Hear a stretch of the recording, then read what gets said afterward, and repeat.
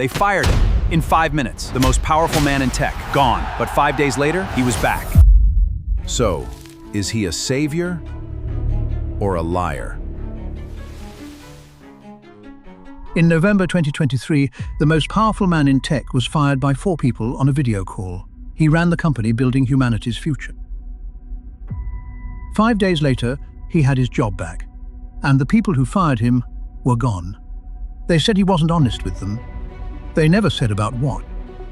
His name is Sam Altman, and whether you trust him may be the most expensive opinion you'll ever hold. So let's look at what we actually know. He was a Stanford dropout with a failed startup who somehow became president of Y Combinator, the machine that built Airbnb, Dropbox, and Stripe at 28. People who worked with him describe the same talent. He walks into a room wanting something and walks out with everyone convinced it was their idea. Remember that talent. It's about to explain almost everything that happens in this story, including the parts that look impossible. In 2015, he co-founded OpenAI as a non-profit, alongside Elon Musk, the mission adolescent, Adrith. Everyone.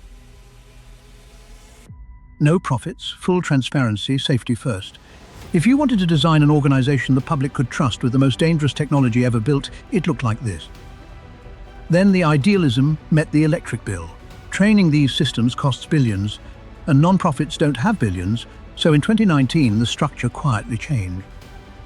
A for-profit arm appeared, Microsoft wired in its first billions, and the company called OpenAI began the process of becoming, well, increasingly closed. Then came ChatGPT. 100 million users in 2 months, the fastest adopted product in history, and suddenly Sam Altman was the face of the future. Congress asked him to testify. Presidents and prime ministers cleared their schedules. One man, elected by nobody, was now negotiating the terms of everyone's tomorrow.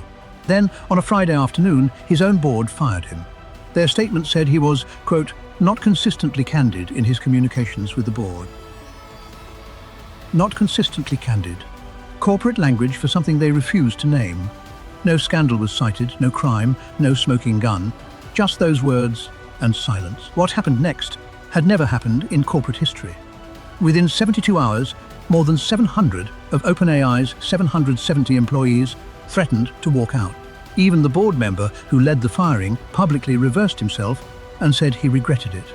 By Tuesday night, Altman was back. The board was gone.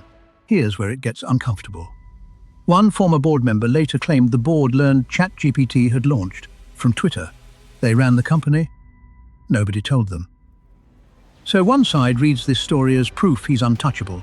Fire him and the entire company follows him out the door. Loyalty like that is earned. The other side reads the exact same story as the problem. If a safety board cannot fire this man, then nobody on earth can.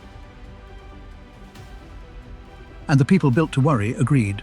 Within months, his chief scientist left, the safety team dissolved, and its leader said safety culture had taken a back seat to shiny products. The defense is real too.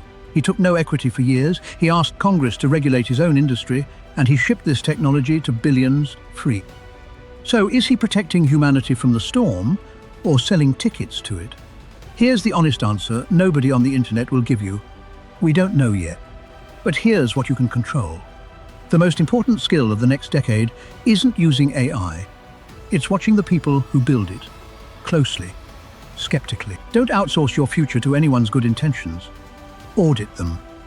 We'll keep watching this story, and every story like it. That's what this channel is for.